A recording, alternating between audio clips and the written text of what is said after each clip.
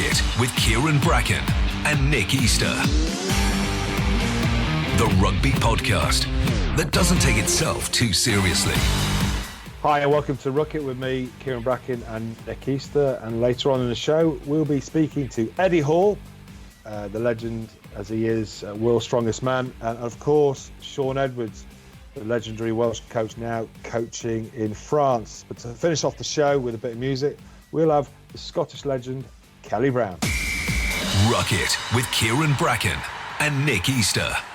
Oh, well, it's great to be back on Ruck It. So same old, a week later. Nick, you look like you've lost a few pounds this week. I reckon you've been out walking. You're looking good, mate. You're looking fresh, and you're in a different part of your, in the East Wing, it looks like. You haven't got the pictures behind you anymore, and I'm in my West Wing. But how's lockdown this week for you? Is it all right? Yeah, not too bad, mate.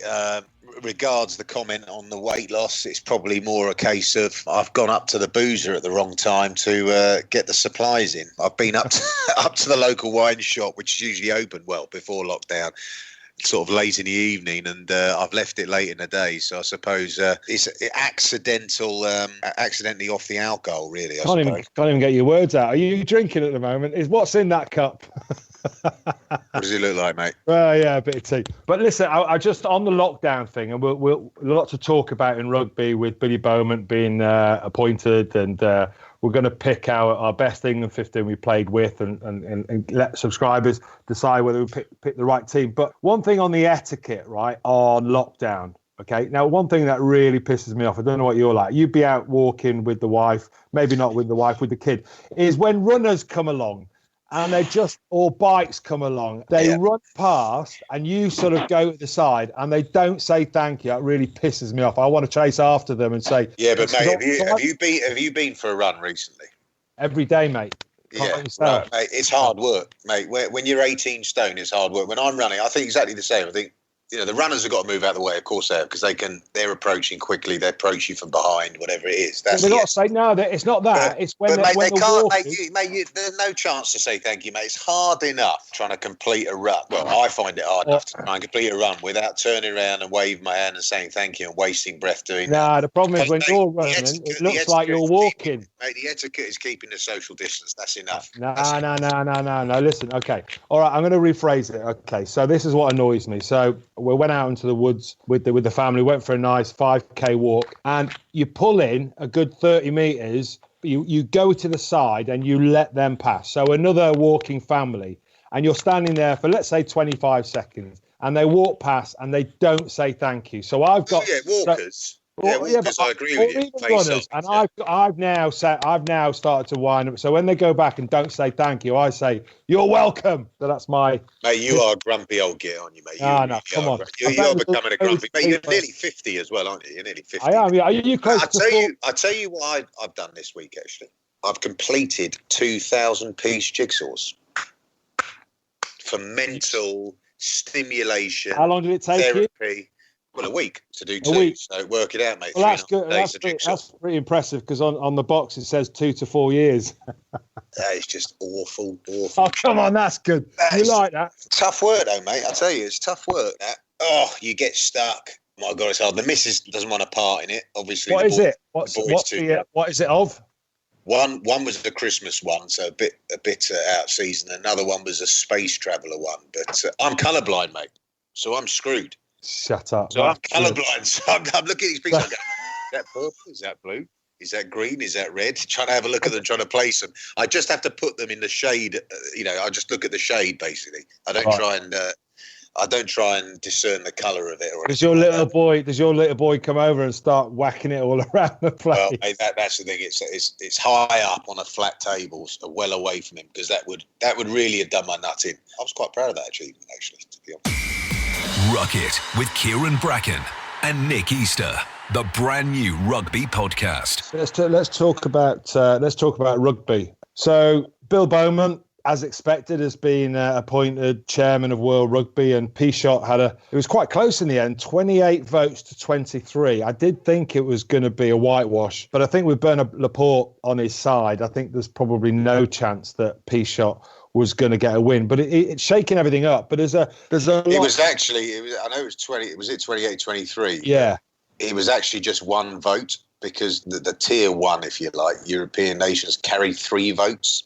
Right, yeah. So it's a very strange way of doing it, to be honest. Not everyone was of equal standing, but they carried 3 votes. So if one of those, say if it was Wales, I don't know, but say if Wales had voted the other way, it would have been 26-25 in Pishot's favour. Wow. So it was a tight call.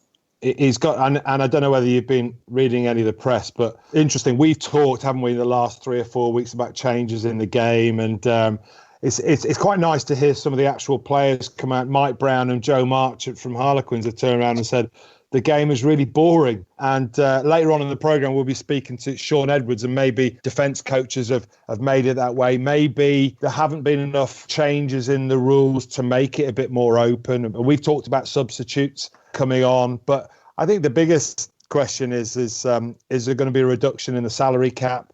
Is there going to be fewer games? A lot of the players, Tom Wood came out and said, I'd love to have fewer games, more important games, which you and I have talked about. You know, trying to slice the cake with CVC, with the clubs, with the unions. I'm just not sure what Bill Beaumont can do. You know, I don't know how you change it. Yeah, I'm not sure what power there is. There's also, it's been mooted, isn't it?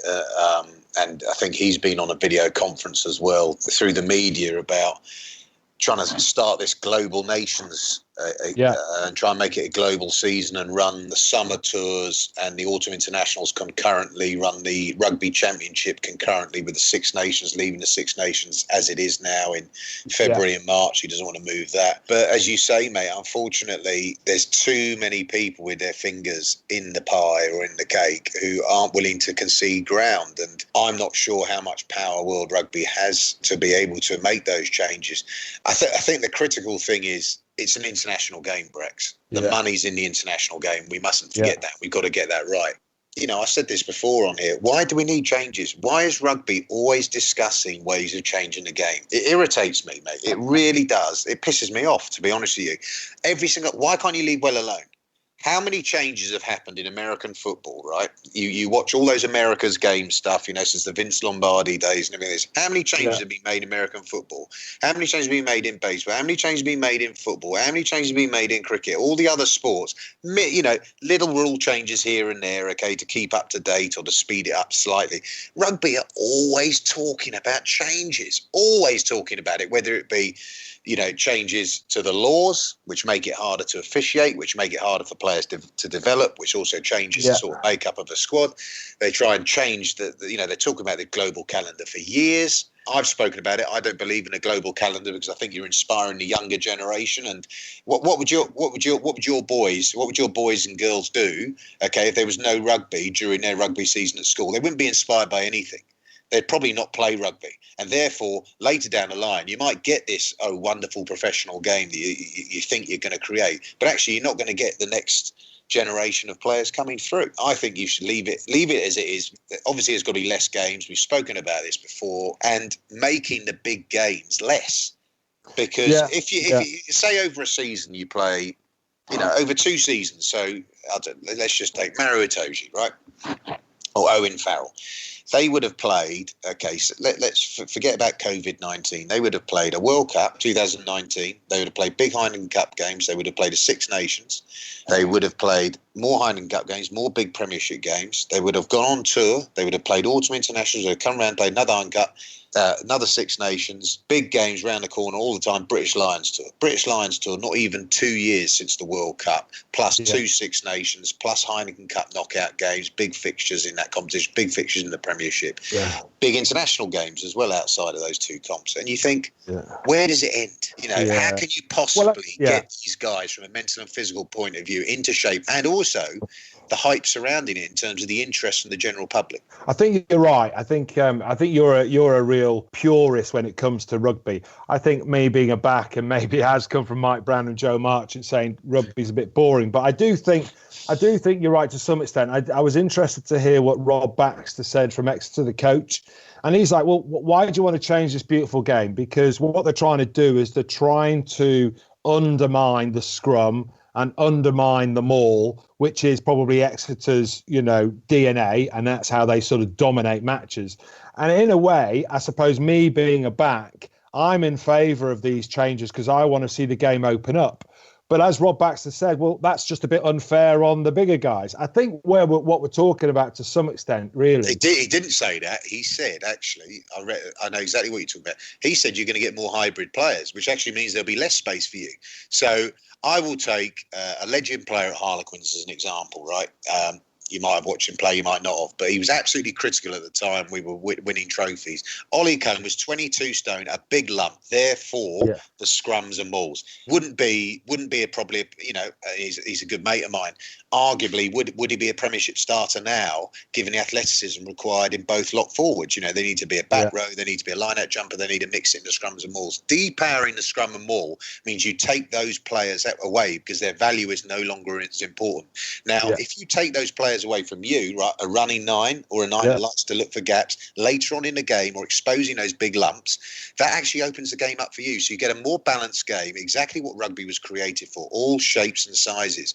By depowering, what he's saying, by depowering maul and scrum, and I agree with him, you actually don't create a game for all shapes and sizes. Yeah, you are right. That is why I think Joe March and Mike Brown are saying it's boring. Because actually, in terms of ball in hand and phases, and the sort of philosophy to run the ball, it's never been bigger. And so what you're saying in a way, is less and less of the mismatches. It's rugby league. What you're saying then is that it becomes more of an emphasis on the hybrid player, which then, like you say, they're fitter and they're more able to mark the space, which may end up being an even more boring game. Is that what you're saying to some extent? But that's what it's becoming, isn't it? So you get front 5 forwards that are able to mark, pretty quick backs for most of the game because they are that athletic. And the other elements of the game, where in previous generations or decades you might have seen bigger guys there or less mobile guys, but my God, when it came to that area of the game, the maul or scrum, they were worth their weight in gold,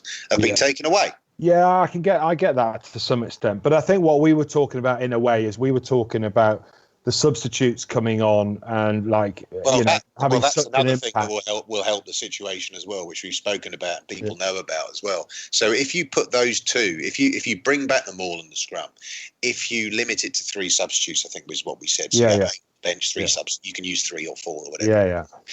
Then that I don't think takes too much to change.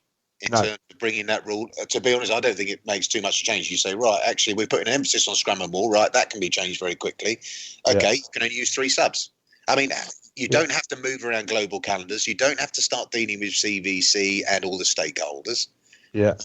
I think it would be interesting, and I think like when we talk about the game might open up. I think if you had 3 subs, I think that would be pretty good because you're always probably going to keep a front row on there. You'd always want a fly half, maybe a scrum half or a hybrid. But actually, I do think that the game will open up in the last 20 minutes more than it should. But I think the problem is in the last 10 years is there's been an emphasis on defence. Get your defence right. That's the number one priority. Certainly towards the end of my career, where when I started, we didn't spend 1 minute on defence. It was all about attack. But I think when you played, right, we had this discussion before because there's been a lot of replayed games. It never went beyond 3 rucks. It makes me laugh because I think it was the 91 quarter-final. Against France, yeah. And it was a cracking game at the time. Remember, you can only live in that moment, can't you? And you sort of laugh about things afterwards. But they're talking about the scrum. I mean, how much longer it takes now to set up than them? Of course it does.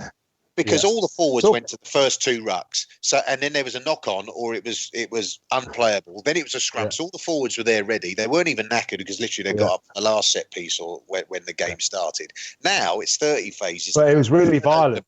It was so violent. Do you know what? Talking about rule changes, I remember. I started in the Premiership way back in 1991, 92. Well, it was called the Courage League, right? So. Basically, if you're kicking for touch, you were allowed tee the ball up on the floor, right? Tee it up like you're kicking for goal, and you're allowed kick for touch. So can you imagine? You get on the halfway line, you've got because they didn't punt at those days; they were spiral kick, or you could place it in the ground like you're going for goal, and you could kick for touch. That's how far back I go, and I think they've got outlawed. But you're right. I mean. Careful what you wish for. They're tinkering with changes in in football, and in a way, do you think, Brax, give your, I'll give him my opinion quite strongly, but I think you're in favour of the global game, aren't you?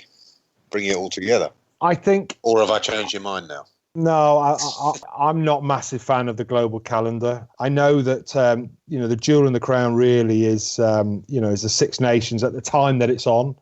I can see that there's movers and shakers to try and get South Africa involved, to try and make it more global. But I agree with you. I think we have a lot more to lose than they have to gain, if that makes sense to some extent.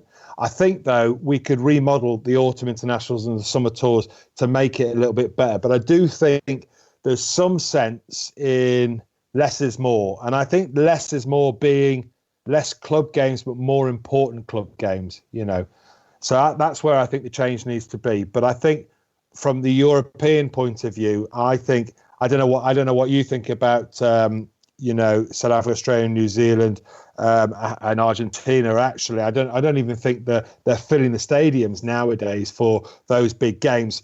So I think we've got a lot more to lose than spreading what we have. But at the same time, I think it's on the cards. I think it's going to happen. I think CVC, they're about the money. They want it all to happen. They want to create something that's not there at the moment. But I think we've got a lot more to lose. So I'm gonna say I'm not really in favour of it at the moment, but I could be changed. I think what needs to happen though is they're because if you look at the voting and the few have come out, New Zealand Rugby Union's come out, haven't they?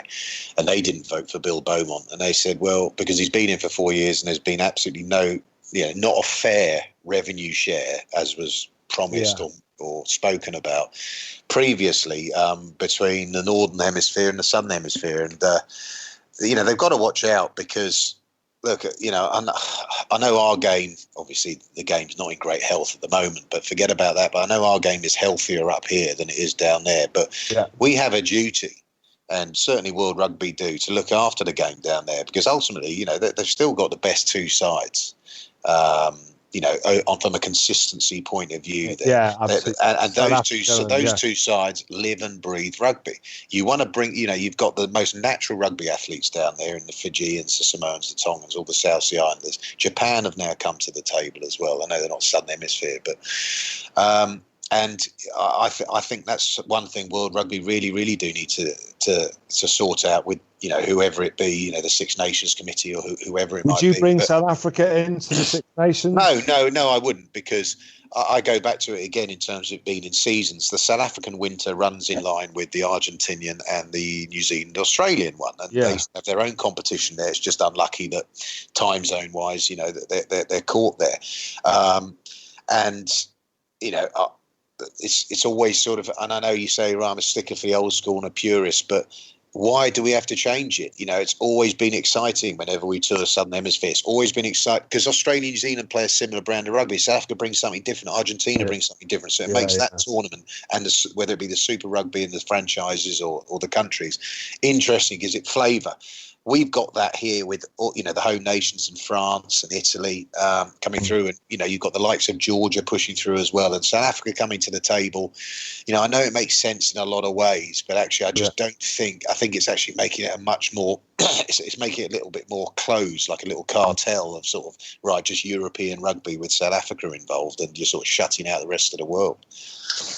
Well, I do think the global calendar is, like you say, trying to make things more equitable. I think at some stage something's going to be done, isn't it? Something's going to be voted on, but probably not in the next 12 months, because we've all got to find out what the hell COVID-19 means for the unions as it stands, because they're all pretty much broke. I don't think. What do you think? So England play New Zealand, they play Australia, Argentina, I think Tonga in November, but do you think it doesn't sound like, there's going to be no crowd there, and I'm not sure there's much TV money in it, is there? Yeah, well, we don't know what's happening, whether it's going to be behind closed doors or not. I think what rugby really needs, though, to take off, it's in a tricky situation, is it needs commercialising, it needs proper commercialisation to actually bring the value up. And, that will obviously help in the Northern Hemisphere and the Southern Hemisphere massively. The issue you've got, and CVC are in it, mate. They want to make money out of it, and they've only got a 13% share from what we know. So I'm not sure, how much sort of pulling power they have at the moment. They're probably sort of tearing their hair out about how it's run. Yeah. But for them to commercialise and make as much money, mate, they want it, pay-per-view, don't they? They want it sort of behind a paywall, if you like, and subscribers. And rugby, I just don't think rugby's big enough to get the viewers. BT probably get, I don't know, what do they get, 50 to 100,000 watching the Premiership games, 200,000. And you compare that to when, and I'm not talking about World Cup or Six Nations when it's on free to air. I'm talking about when they've done a few games on Channel 4, Channel 5, I think, concurrently, or a few Premiership games. The viewing figures, I don't know the number, but they are, what obviously, as you'd imagine, being on free to air, streets and streets, and over 20, 30 times larger.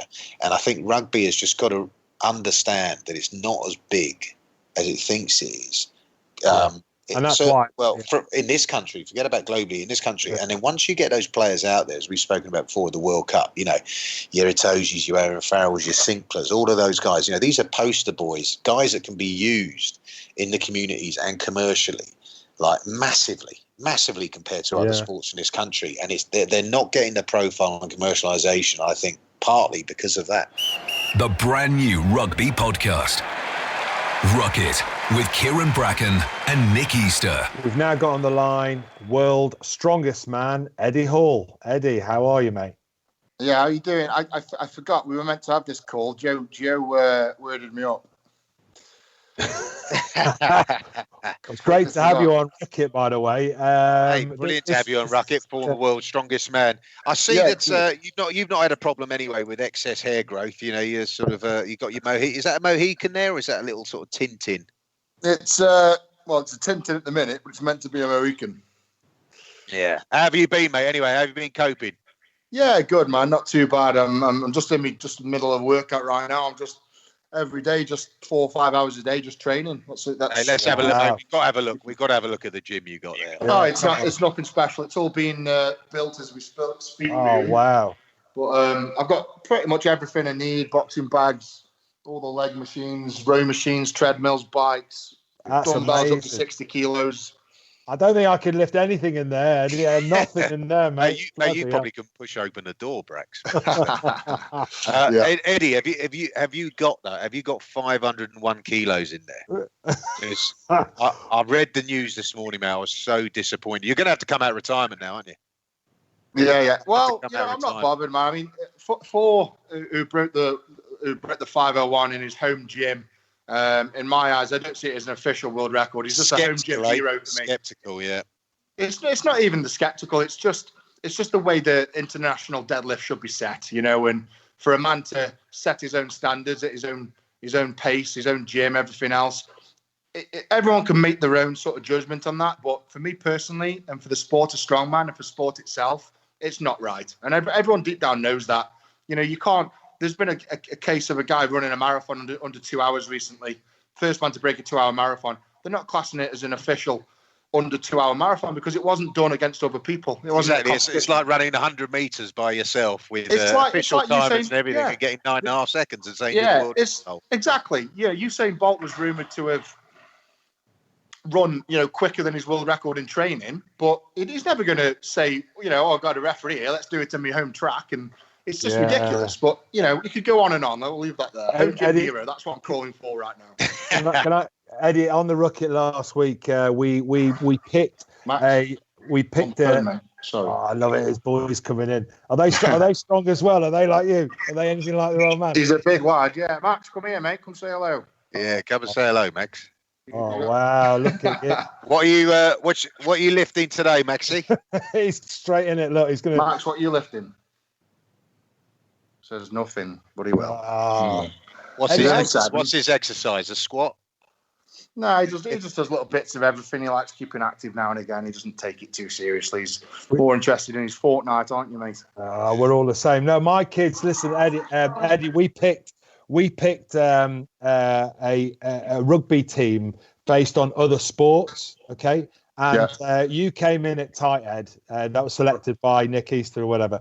But I announced the team to my kids. I've got 3 boys. They recognised no one like Steve Backley, Linford Christie, and then your name, Eddie Hall. They're like, oh, Eddie Hall, I love Eddie Hall. So you're the only one they recognised. So were you ever close to playing rugby? Because, wow, you could have been a great tight head. I was, yeah, and I dabbled a little bit when I was like 14, 15. My brother actually was a professional rugby player. He played for Newcastle Falcons, and he moved to Wigan, then Bristol. And he nearly sort of played for England. James, is that your brother? Yeah, that's it. James Hall, I did a coaching course with him. Yeah, he was at Bristol about 3 years ago or something. Yeah. So obviously, the genetics and power were there. I just chose a different path. No, mate, and very successful with it as well. I remember seeing that documentary after you won World's Strongest Man in 2017. It was fascinating. It was brilliant as well. But you were quite clear that once you'd won it, that was it. I'm correct in saying that, am I? Yeah. That was my your goal. That was it. That was your aim. And part of the reasons for that was you was talking about from your health point of view, because it takes so much out of you and it requires so much strain or certain nutrition that you probably wouldn't take in everyday life to such excesses that it puts a strain on your body. Is that true? Yeah, I mean, I'm 6'3", and believe it or not, that's classed as quite small in strongman. And when you're going up against guys that are closer to 7 foot, you've got to be the same size as them to beat them. So I was 32 stone when I won the World's Strongest Man, and for a 6'3" man, that's not healthy. So I mean, that wasn't the actual reason. My game plan was always to win it once and walk away. It just happened to be, the year I won, I was just on the limit, I think, and it was a blessing in disguise winning that title, because walking away was one of the best things I did in my life. That's brilliant. And how much do you weigh now? To be honest, you're not looking under 20. Yeah. I'm about 27 stone, maybe a little bit over right now. Wow. But a good set of abs with it. Is that with the weight stuff you've got there as well? Is that what? It's a weighted vest. Yeah. It's a weight vest as well, isn't it? As well. Yeah. Brax, you would have. See, we were discussing. Nick's wearing a weight vest. Nick's wearing a weight vest as what? We were discussing rule changes to rugby before, and obviously, how it is a sort of game for all shapes and sizes. Brax, tell me how you think you would have taken Eddie on. Oh my God! I mean, do you know what? Careful what I say. I was going to say run through his legs, but I don't know how well endowed he is. But I don't know. But I tell you what, I would not. It's sticky in the eye, that's for sure. Listen, it'd be like, listen, if I had to face him, I mean, I'm not sure. Do you know what? This is really interesting. Some of the fastest players on the pitch when I was playing professionally were the front row, only over 5 yards. I reckon the props sometimes could beat the wingers over 5 yards. So I'm not sure I could run around you, but I just make sure it's an 80-minute game, and I just keep after a while, I think you tire out. Are you going to go into WWE or anything like that? I mean, what are you up to now? You're surely doing films and that sort of thing. Yeah, all the films is on the card. I'm actually I've just signed a contract to fight for the Mountain from Game of Thrones, so that's going ahead in September 2021. A Las Vegas match. MMA? No, boxing. And this is. Oh my God! I signed the contract, and this is my full-time job now, as far as I'm concerned. I'm training. I'm going to put everything I can into knocking that fucking prick's head off. You've got the motivation, mate. Have you got a couple of spare tickets? You reckon that you'll remember by the time that fight's on? I'd love to see that. Me and you are going for that, Nick. We're flying over for that. We'll be the undercard. If they need an undercard, we'll just be the joke undercard. It's absolutely fine. Sure. Thanks for your time. You've been brilliant. Can't wait for the fight, and good luck with it. That's fascinating. Yeah, thanks very much, Eddie. Pleasure to speak to you. Thank you, guys. Been a pleasure. Take care of yourselves. Enjoy your workout. Cheers, mate. Thank you. Bye. Ruck It, Kyran Bracken, Nick Easter, the brand new rugby podcast. So it would be good. I think it would be a good time now. We should review how our teams went against each other. So I believe you won the Animal 15. And I'm trying to think back at my teams and your teams, but I think what swung it was the genius selection on the blind side of the polar bear. That was outstanding. So I think the eagle was a poor choice at fullback because we'd always grub a kick through. But I thought the polar bear probably swung it. Having said that, though, I won the Lions 15, and I think possibly because I had Finn Russell at 10. I don't know what the public thought. But I thought it'd be a good opportunity. You and I are discussing sort of, what would be quite interesting for the public and the subscribers and listeners as to what they'd be wanting to know from us. Now, the good thing is I played for England from 93 to 2003. So I spanned the amateur era all the way through to the professional era and played in the World Cup, obviously, in 2003. But I played in the 95 World Cup when we were amateurs. So I thought it'd be good if we both picked our sort of best players that we ever played with. But then we ended up combining our teams to see which would make the ultimate 15. And then we'd ask the public to see if two things, whether they thought it was whose side maybe was stronger, yours or ours, or with the combined team, who would they change? Maybe two players that they might change from around the world within that team. We'll reel off our teams. Yeah. And then I'd imagine it'd be pretty much a crossover of quite a few players. And then we're going to discuss it as if we're selectors. Okay. And the merits of certain players and how they fit into the rest of the team as well. Okay. So, well, let's do my pack then, and then you can do. Oh, actually, no, because you're a forward. Let me hear your pack and then do my pack, and then we'll have a selection meeting on that. Okay, so let's see your pack. I've gone. Although I did play with Lowell, as I said, he was past his best then. Legend. I know what you mean. Best day, he was past his best. So I've gone with Billy. So I've gone with Billy. Oh, Billy. Oh, Billy Vanapola. Okay. Billy, 8. Interesting selection at flank. I've gone with at 7. I have gone with Moodos. Oh, Lewis Moody. Good. I like that. Moodos. Yeah. I really enjoyed playing with him, mate. He allowed me to thrive in what I was good at, and I allowed him. I think we complemented each other well. And there was a number of games, I think, especially against Australia, when he was just in Quade Cooper's face, in Bernard Foley's face, whoever was there. And you asked him to do a job, he did it. And I tell you, that guy had no respect for his body whatsoever. Absolutely no regard whatsoever. Diving on loose balls. Mad Dog. His face. His scars. You remember, mate. He won that game against South Africa, didn't he, for you boys in the pool stage in 03, and I thought that sort of typifies him. At 6, I've gone with my old club mates. I played with them a long time, and again, really enjoyed playing with Chris Robshaw, captain of England for a long time. Okay, not the greatest World Cup sort of for him 2015, but bounced back really well, didn't he, and won the Grand Slam the following year. And mate, outstanding professional, outstanding player, outstanding captain. Second rows. I've gone again. I had Benny Kay at the end of his career. Class player, class operator. Played in 2 World Cup finals. But I've gone with Courtney Laws. All right, interesting. I've gone with Courtney. Played more with him. Courts, and really when he was coming through. And then when he was maturing, and devastating defence, obviously does the line out stuff, second to none. I've picked him in a lock, and probably the best forward I've played with, Simon Shaw. Shawsy, obviously you've gone with Jono, and I can't dispute that, but I've never ever played Jono. I've never played with Jono, right? So that's fine. But that's just unfortunate. And Shawsy, if it wasn't for Jono, probably would have. He'd probably have the world record of caps, wouldn't he? Exactly. Even now, he'd probably be ahead of Alan Wynne-Jones. But look, Shawsy, big man, skillful man, fit man, athletic. He was just brilliant. He was amazing. Brilliant. Front row, I've gone Sheridan at Loosehead. Big Ted. I mean, he destroyed enough teams, mate, in his time. Great carrying option.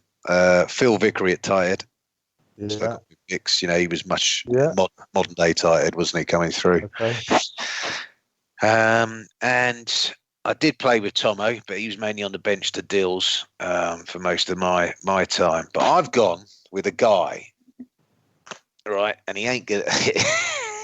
it could just because he makes time fly by when he's with you on tours. Art Regan. Ronnie Regan. Oh, I love it. Absolutely. Oh, what a selection. Mate, great selection. He just binds a team together, What mate. A selection. Whether you're laughing at him or with him, he binds a team together. And I tell you what, mate, that World Cup, mate, I'm so pleased you chose him. Mate, that World Cup 2007, he was out of the running with England. He came on tour. We toured South Africa that year, and he came on tour, and we had a real, we couldn't have the Leicester and Wasps boys because they were in Ireland Cup. It was the last time we toured in World Cup year, and he came out. He's playing for Bristol, and he played well on that tour. Got selected in the World Cup, and he ended up starting virtually all the games. But from a rugby point of view, best scrummaging hooker I played. Best scrummaging hooker. And best bloke off the pitch. Listen, I'm really interested. I'm surprised because I thought I'm gonna tell you, of your pack, I have picked three of the same, right? Okay. So we're not far. And I was surprised you're going for Mark Regan because I thought I had Mark Regan and you were going to go Mark Regan out. But actually, an all-rounder. Mate, you need those guys. You need those guys to think. Yeah, he's 100%. You need light-hearted moments, mate. It can get stressful. You need it. I'll tell you a story about him as well, mate. This is the week of the World Cup final in 07. And I'll never forget it. And me and Moodos, we're doing line-out practice, and obviously, the intensity's not there. Don't mean it's not there, but the intensity drops down the further and further you get into the tournament because obviously it's been a big build-up, and it's all about mental preparation now. So we've done our team session. We're off doing line-outs, and we've done the full line-outs. Bang. Okay, now we're and as we've done line-outs, of course, I'm a jumper, Moodos a jumper, whoever the jumpers are, they've taken off and they're waterproofs, and we got our waterproofs on because it was just drizzling a little bit. Yeah. And before the session started, anyway, you get this stickum to hand around. All right, the stickum spray, the resin spray. Yeah. So it helps you catch the ball, but it also helps line out jumpers when they stick it on their pads around their knees, around their thighs, right, for extra grip. And at the same time, because this World Cup was in France, Barney Kenny, Barney the physio, was handing around insect repellent, right, in a similar canister. Insect repellent. So I had the stickum spray, and I was just spraying my legs, spraying my hands, spraying my legs. And Ronnie sort of, as we're putting our boots on, so we're all sort of sat down in a melee. And Ronnie goes, "Oi, Minty, can you pass us the insect repellent, please?" I said, so I sort of thought, I said, just withheld my tongue. I was just going, I'm not going to tell him here. Chucked in the insect. Chucked in the. He didn't put it all over his head, did he? Mate, he did. So he went, right, cheers, mate. Took it, sprayed all up his hands, all up his arms, all on his face, and then he goes, "Oh, this doesn't feel right. This isn't very moist." Puts his hands on his face. Oh, bab, you got me there. I'm going to get you back like that. He took it quite well, to be fair. Anyway, the lads laughed. So then I go back, So then we do our team run as a team, 20 minutes. Then we go and do a line-out session. So we're down to 5-man line-outs, and he's throwing them in, hitting his jumper. Me and Moodos are out in the back line, receiving the ball off 9 because, we're obviously part of the play for that game. And he subbed in with George Shooter, the hooker. And as he sort of like let George, throw the next 5 or whatever it is, a few specks of rain have come down. So my waterproof bottoms are on the floor around where he's standing. So he's gone to put them on, right? But not on his legs. He thought it was a waterproof top, right? Oh, I've heard this, yeah. And he thought this is a waterproof top. So I've nudged Moodos. And me and Moodos always piss ourselves whenever we speak about this. So nudged Moodos, said, Moodos, watch this. And he's done some stupid things on this trip. Up to that, 6 weeks in now. So we know what's coming. Have a look at this. So he's gone, so he's got it. Put his arm through one leg. Miles too long. But Ronnie thinks, well, maybe it'll even out. Maybe it'll even out with the arm through the other one, and then it'll actually fit me. So he's not even realised this. Puts his arm through the other one, still a little bit long, and he thinks, and I don't know what he's thinking because there's not much there, but I'm presuming he's thinking, well, maybe it'll even out if I put it over my head. So he has realised it, puts it over his head. Every now has realised what's going on. Absolutely in stitches, falling on the floor in laughter. And he can't get it off because he's got the sticker on his face from earlier on when we were warming up, and he's walking around with my waterproof bottoms on his head, trying to take them off. But what a character! Oh, well, do you remember the ring? Fortunately, it had a knock-on effect because I think that was the Thursday before the final, and for anyone to watch that game, Victor Matfield dominated our line-out, and as they say, mate, preparation. It's your fault. Preparation. It's your fault.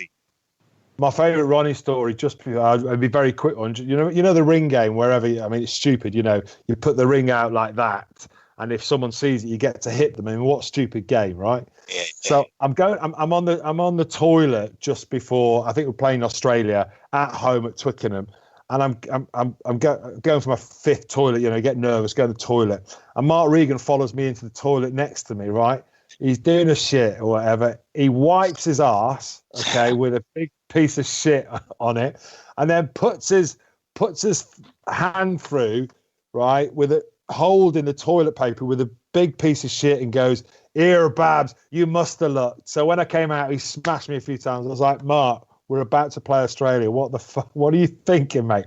But he was a real character. That's why we got him in the team. That's why we got him in the team. So I'm going to give you my pack.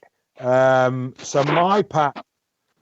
I've got three of yours actually, which is quite interesting. I didn't. Okay, go with yours. Then. Go with yours. Okay, I got Jason Leonard as tight, as Lou said, sorry, and I've got Mark Regan, as we said at hooker. That's an inspired choke. I thought you'd argue with me on that one. I've got Phil Vickery actually as the other one at tight head. My second row is Martin Johnson, quite an obvious one. Shame he didn't play with him, but I also had Simon Shaw. Like you, he'd have 150 caps. I mean, if it wasn't for Ben Kay, but he was such a dominator. We stick them both in there, mate. We stick them both in there. Yeah, definitely. But in the back row, I've got a back row of Tim Robber in blind side. I've got Richard Hill open side and Dean Richards at 8. Dino. So, Dino, yeah.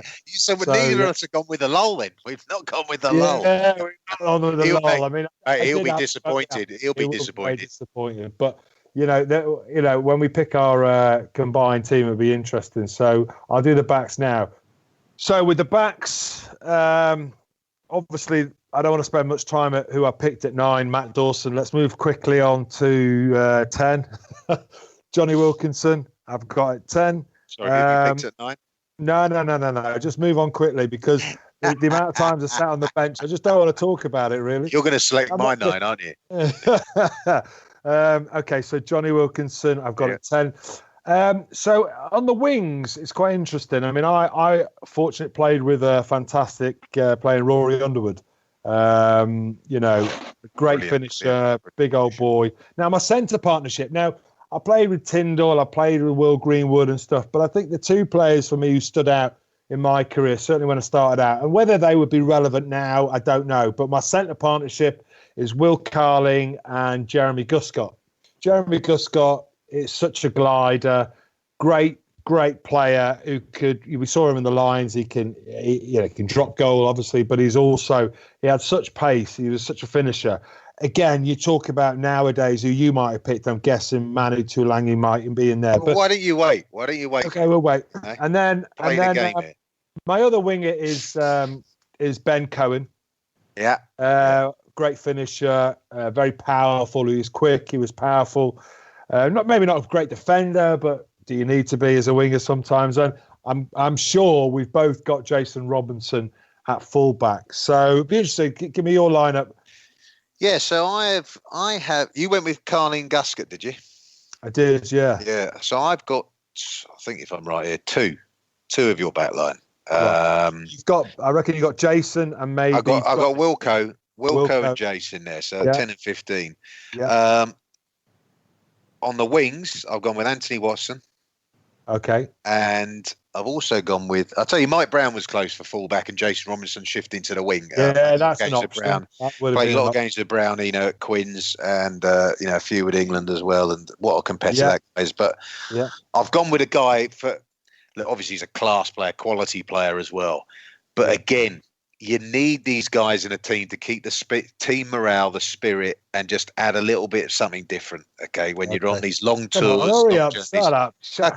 Hold on. Paul Sackey. Paul Sackey on the wing. All right. I've gone with him. What a character he was. And I tell you what, mate, he performed. He performed when he didn't get that many caps for England, but I played most of his games with him, and he turned it on when he had to. He turned it on. Good defender as well. Yeah. Centre. I'm sorry, number 9. Yeah, my old mate Danny Kerr. Oh yeah, that's a good one. Yeah, Danny Kerr. Great relationship with him. Quality player. What a talent. Done. Should still be selected. Let's not move on. Done. He's selected. That's it. So centre, mate. I back my centre partnership over yours, mate. The balance is there. Go on. And to be honest, neither of us have got a good kicker in our centre partnership, by the way. Okay. I've gone with Will Greenwood and Manu Tuilangi. Will Greenwood. Now that is balance. So Manu at inside. You got Manu at inside. No, outside. Manu outside. Outside. Manu. Okay, so. Balance there, mate. You got the silky skills of Greenwood, put you into space, run off. So the only ones really. Let's also remember that Wilco played better with a playmaking 12, a Cat or a Greenwood or a Gitto. Someone to talk to him and communicate. Would Will Carling or Guscott do that as well as Greenwood? Well, it's different eras. Yeah, I think they were. That's the whole point of this debate, isn't it? Yeah, it's interesting. Yeah, no, it is. It is very interesting. It's just, what would they have been like in the current era? It's quite hard to imagine. How many times? Oh, I suppose they did, didn't they? But I think Manu brings a great balance, mate, there as well. Great balance. You've got your. Yeah. I mean, he's quick, he's skillful, but we know it's his power. Let's actually combine select the backs. Okay, so we're agreed on Danny Kerr taking my 9 and 10. We know what 9 and 10 we're fine. All right, now so I think we can both agree that full back is Jason Robinson. Yeah, so that's fine. So I'm gonna say Paul Saki is. It's not necessarily the best team you picked. It's your favourite player you've picked there. So I think we can both agree for the group morale, pal. I think he will give another 20%. No. Do we go? All right. So I've got Rory Underwood and Ben Cohen. You've got Saki and Watson. Yeah. So let's have a compromise. Let's say. Oh. It's tough, mate. Because to be fair to Ben Cohen, mate, around the time you played, for a couple of years, he was the best winger in the world, wasn't he? And well, let's go Ben Cohen and Watson then. Rory misses out a little bit, maybe. I don't know why, but he does. I mean, Rory Underwood, he's a legend of the game, is he? Yeah. I'm happy to take your 2 wingers, mate, in all fairness. Okay, take my 2 Anthony wingers. Watson has probably still got his best years ahead of him. Yes. Okay, so let's have Rory Underwood, Ben Cohen on the wings. And I'll concede. I still think, personally, and I'd be interested in what the public think. I would have had Carling and Guscott, but you've gone for Greenwood and Manu Tuilangi. So let's agree that as selectors. So it's Will Greenwood, Manu Tuilangi, Ben Cohen, Rory Underwood, Jason Robinson, Danny Kerr, and Johnny Wilkinson. All right. Players to miss out are Matt Dawson, Carling, and Guscott. So let's see what people. So in the pack, well, we could be here all day. But the front row, I know you've got Sheridan there. I've got Jason Leonard there. I still want to stick with Jason Leonard. I think Sheridan, he was very, very powerful, but injured quite a lot. I know he could double up even in the second row. But I think Phil Vickery, Mark Regan, Mark Regan, he's made it. And then Jason Leonard. So can we agree on Jason Leonard on my? I'll go. Mate, he's a Quins man, Jason. Okay, so we got Jason, Mark Regan, Phil Vickery. So the second row, we both agree on Simon Shaw. I think Martin Johnson has to take your Courtney Law's place. Yeah, mate, that's fair enough. We said that. John, the back row, we could be here for so long, and I can see you've gone for Billy Vunipola, Lewis Moody, Chris Robshaw. Well, Richard Hill's definitely in there, mate. The best, one of the best players England ever had. Ever had. If someone said, exactly. Ever had him and Jono, mate. Yeah. Him and Jono. Best ever. Someone asked me, said, "Who's the best player you ever played with?" And everyone thinks I would say Johnny Wilkinson, right?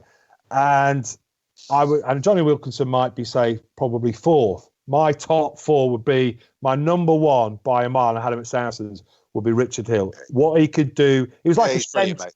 He's brilliant, mate. I'll tell you what defines him is the Lions. So 97 played the first 2 tests. They won the first 2 tests. 2001, he played 7 in the first test. They won. They were winning, and then they were winning at halftime in the second test. Elbow by Nathan Gray, off, taken out of the series, and the Lions were never the same again. There's many examples you can use, like when he came back for the World Cup and for the semi-final and things like that. But the guy was a phenomenal player. He was phenomenal. And interesting, we should do that at some stage. I'm interested to know your top 5 ever players. Johnny Wilkinson, I think, comes in at 4th at the moment, because I'll have Richard Hill, Martin Johnson, Jason Robinson. Anyway, let's just carry on with this pack. So the back row, we could be here all day. I feel, I mean, God. I mean, Neil Back was a scavenger, but who have you got? Here you go. So Richard Hill's our 7, isn't he? So I've got Tim Rodber, Richard Hill, and Dean Richards. Okay, look, all quality players, but for the sake of time, let's have a compromise. I'll take your Rodber over Rob Shaw. Hard man will give us line out presence as well. If we're going with Shaw and Jono in the second row, not great athleticism there compared to the very, very best. Good, but not great. Yeah. But we know what else they bring. And then we'll take Billy Vanapola for Dean Richards at 8. Really? I love, mate, Dino, hero of mine. Yeah. But we're just compromising for time, mate. He's so like you, though, isn't he? He's so like you, though. Dean Richards is just so like you. Like the bear. Model my game. Model my game on him. Yeah. I'm not picking him just for the sake of. Okay. All right. We'll have Billy Vanapola. Let's see what people think. The only changes, really, I suppose, the back row. You've conceded with Tim Rodber. I'll be really interested in what the public think about us picking Tim Rodber there. He was a cracking player, ahead of his time. How many lines? He went on. He did 97 lines, and he played at 8. Then actually, he did play at 8. Then. Yeah. 97 lines. So right. So let's see what people think. We're now lucky to have rugby legend in both Union and League, Shaun Edwards. So, Shaun, I can't quite see you. I can hear you, but I don't know whether that's a good thing. Hello, Shaun, mate. It's probably not a bad thing, actually, for you at the moment, to be honest. Why have you grown your hair, Shaun? Have you grown your hair? Yeah, I've got the old comb back, pull forward. Good man. What? I mean, look. Where are you in lockdown? Are you back in London? Are you? No, I was in France for 6-7 weeks. My family dashed out there before the lockdown was put in place. It was like a real rush for them, and basically they came out with about two sets of clothes, which was because there was hardly any flights. Anyway, they got there, and so we just came back last week to sort out the flat, but more importantly, to help my mum and dad out, really, because my mum and dad are very high risk. Particularly my mother, she's been sick for a good year now, and to try to sort out the lines of support, shopping, washing, cleaning, etc. For my parents, that was the number one reason I returned, and the other one was to get our stuff and pack out to actually go back to France for good, really. Yeah, I mean, I think most people, if the penny hasn't dropped, realise how important family is during this lockdown. It's one of the silver linings, isn't it? And speaking of family, have you been doing much French homeschooling, Shaun? Because, I've been missing your interviews, mate. I've been missing your sort of Del Boy type interviews and seeing how your French lessons are going and the progression in terms of the language. How's it been out there for you? Everyone knows that most people in France speak English. A lot of them speak English, but I think it's only respectful for me, to the French people and the team, L'Équipe de France, is to try to speak some French. So I can speak the rugby chat. Probably have a long conversation. No, I couldn't, because it's very difficult to learn to listen, because a bit like England, people have different dialects from different parts of France, etc. So is it difficult? Of course it is, yeah. But as I said, most of the lads, they do speak some English, but when I'm coaching or doing my presentations, it takes me a long time to prepare it, a lot longer than it would do in English, but I try to do them in French. Wow, that's absolutely brilliant. And, firstly, congratulations on, you've obviously had a fantastic career with Wales, but now you know, the DNA of the French team had Shaun Edwards written all over it, and we were effectively every week lauding the change in character, and you can say it's not necessarily all down to you, but we feel it is. I mean, you've brought something extra to that French team, which was desperately needed for a long time. I know they were successful in the under-20s World Cup, and they had the people there. But for some reason, when they got to the senior cap international, it looked like a group of individuals, all very talented, all very good when they play for their clubs. But bringing them together and actually getting any sort of discipline, any sort of consistency. And so you must be really, really pleased about how they've reacted to your coaching in a short space of time. I wish we'd won the last match against Scotland. I would have been even more happier then. But it just shows that it's very, very difficult at the moment to win a game with 14 players. Even if you get people sin-binned, it's incredibly hard to win games with 14 players. And I think the penny will drop now with them because, you know, obviously lost in the World Cup quarter-final when they had someone sent off. We've probably had more people sin-binned than other people, all the other teams. But what I've been pleased about is they've definitely showed some grit. Yeah. Grit, determination. We've been defended. We've probably done more tackling than any other team in the competition. Wow. I know a goal line defence, I think. Brilliant. Showed a bit of grit, hasn't it? Showed a bit. Yeah. I mean, against England and Wales, it was astonishing.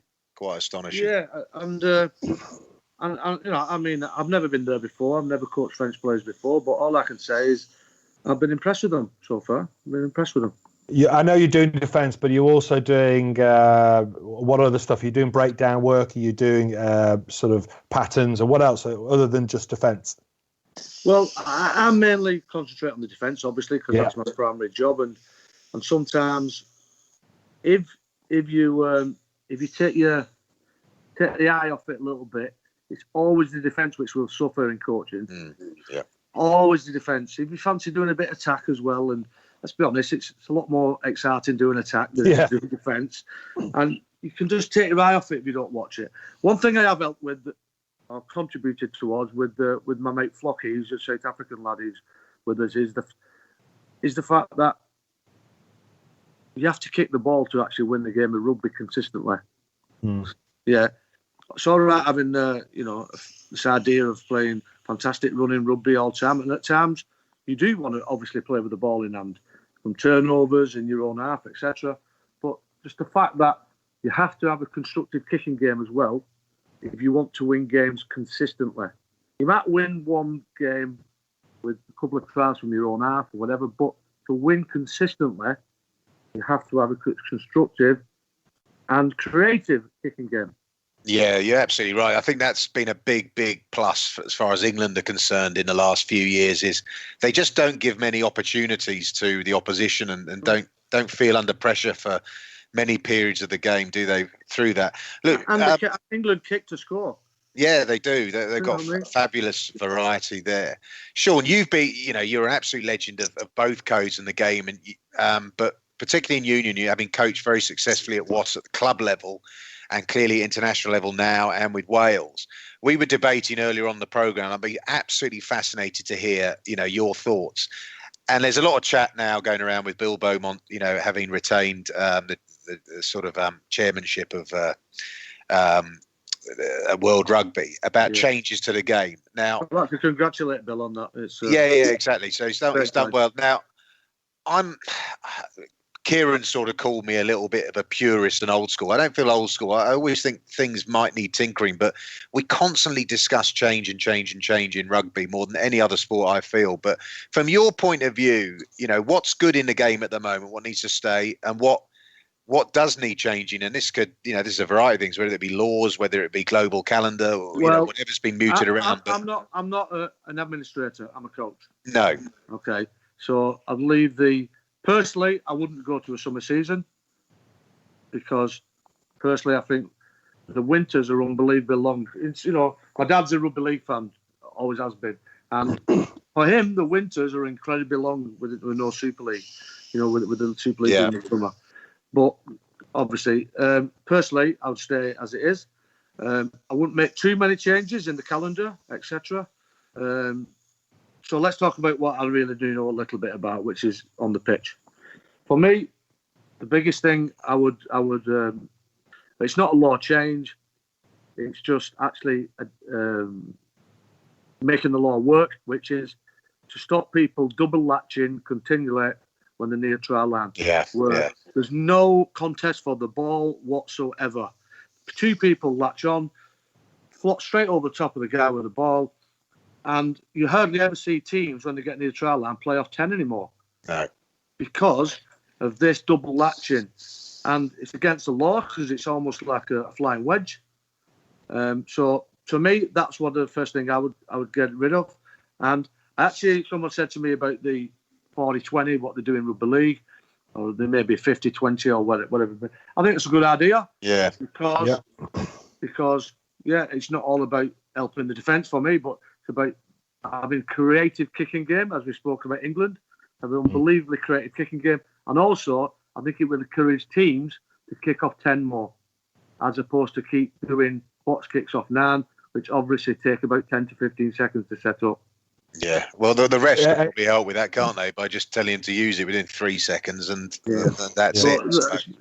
But it's not been really refereed. No, it doesn't. It doesn't. I think Shaun is quite interesting, though. If you listen to Billy Beaumont as well, one of the things that he's been quite critical about, he feels that lots of international teams and professional teams, rely heavily on defence, lots of different defensive systems. And you were the first innovator when you came to Wasp, when you used to do the out to win defence, the rush defence, and we didn't know what hit us. It took us probably 2 years to cope with it. But he did say that he was looking at sort of like reducing the amount of substitutions come on. He feels like the game has become far too physical, and the guys are getting bigger and stronger, and it's all about collision.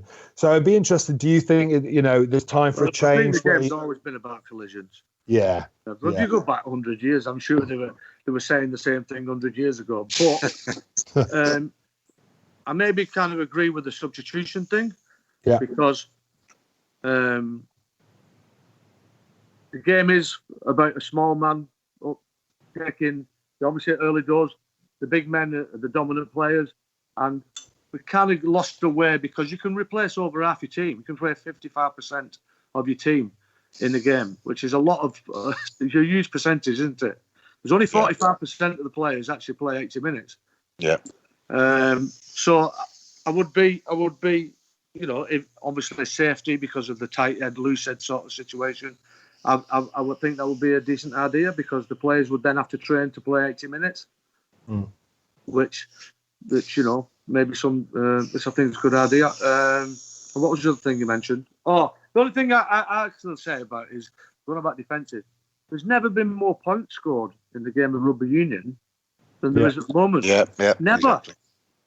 You look back at in the 80s and 70s, you see 9-6. Yeah. That's when I was playing. That's when I was playing. No, you're all right. There's many points scored as there is in rugby union at the moment. And I just don't think you should also make the point of don't devalue how hard it is to get a try. Yeah, 100%. The rarity of it is the beauty of it, isn't it? You don't want it. It's like 2020 cricket now, sixes all the time. It actually isn't an achievement to hit a six, and as you say, you don't want to devalue it. Shaun, brilliant. Even in my time in rugby union, which has been 18 years. Yeah. When Wales only conceded 2 tries in the Six Nations, it's pretty unheard of now. It is, yeah. Exactly. Shaun, I've got a question for you. I wonder how easy this will be to answer. Who is the best player you have coached? I mean, that's a very difficult one to answer because I can't see how you can compare a tight head prop to what a winger does. You know what I mean? Oh, yeah, mate. Position specific. You've stumped me there, man. I can't really come back with anything. Top three players. Come on. The most inspirational and influential would be Lawrence. Yeah. As a captain. Yeah. Probably the best athlete would be Alan Wynne-Jones. Wow, brilliant. He's got such speed, power, everything. And obviously great leadership as well. Yeah. And the cleverest player.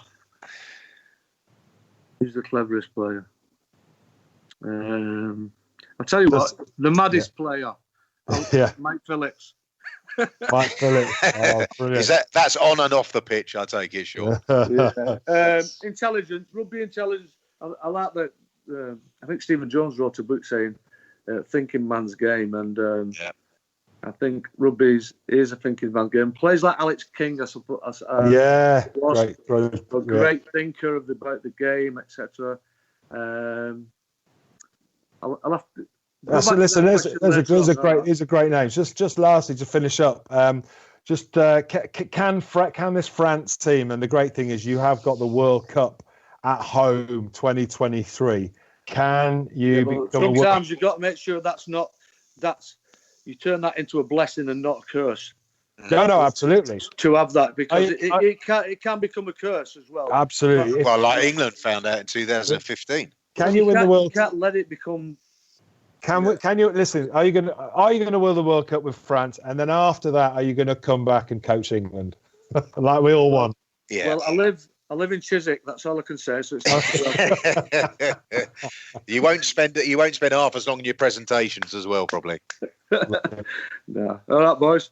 Cheers, Great Shaun. stuff. Really appreciate Thanks it. Good man. Take care, mate, and stay safe. Thanks, boys. Cheers, lads.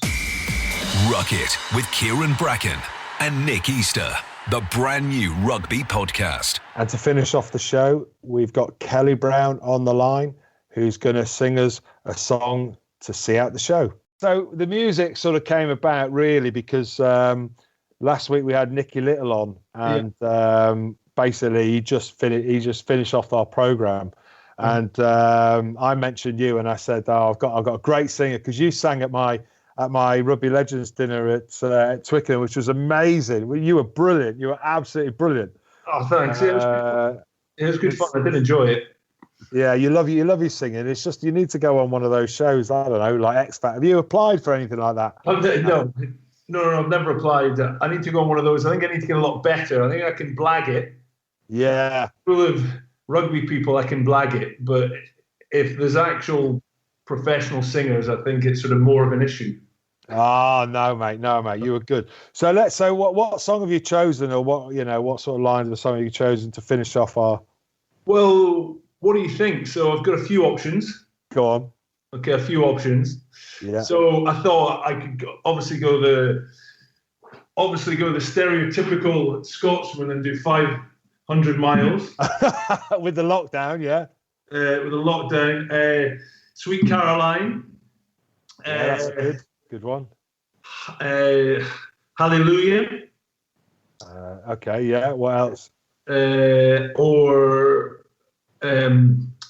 Somewhere Over the Rainbow, but it's the one done by that Israel Kamakawole. Ah, yeah, I like that one. What do you want to finish? What song would you want? I don't mind. What's your favourite? What about the 500 miles? Because that's been out there a lot. Because when people are asked what exercise you can do, and people tweeting, I'm going to do 500-mile walk. I don't know. Or Caroline's good. It's between, you decide, either Sweet Caroline, or 500 miles. Well, I'll do the Scottish one. All right.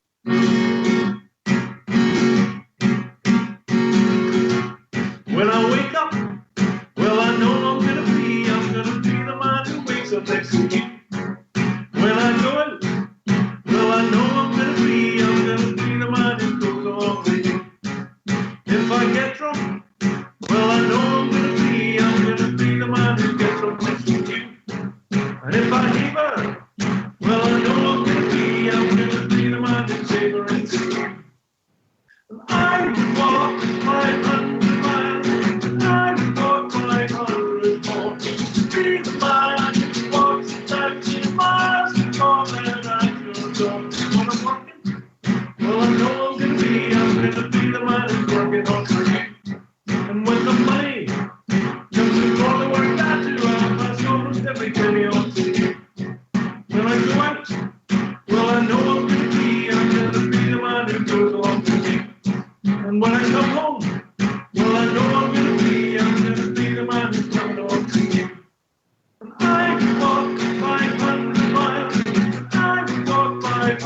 before.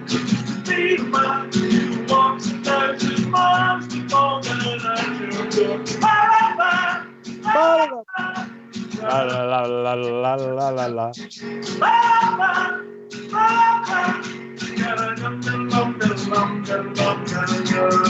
Yeah, awesome. Kyran, you're so talented, mate. Honestly, I wish I could do what you could do. You're a great rugby player, but you've got a new career, mate. It'd be so nice to be able to walk 500 miles, but it's a lot of laps of the garden right now. So maybe at some point. Yeah, mate. Listen, I really appreciate it. And when we're all out of lockdown and playing rugby, we'll have you back on, and we'll get Sweet Carolina out there and stuff. So I really appreciate you coming on. And I was going to join in a little bit as a backing singer, but I can't say I'm terrible. I'll be all over the place. But thanks, mate. I appreciate that. Oh, no problem at all. And all the best and stay safe. Ruck It, Kyran Bracken, Nick Easter, the brand new rugby podcast. You've been listening to Ruck It with me, Kyran Bracken and Nick Easter. Don't forget to listen, subscribe and review on your favourite podcast platform. Cheers.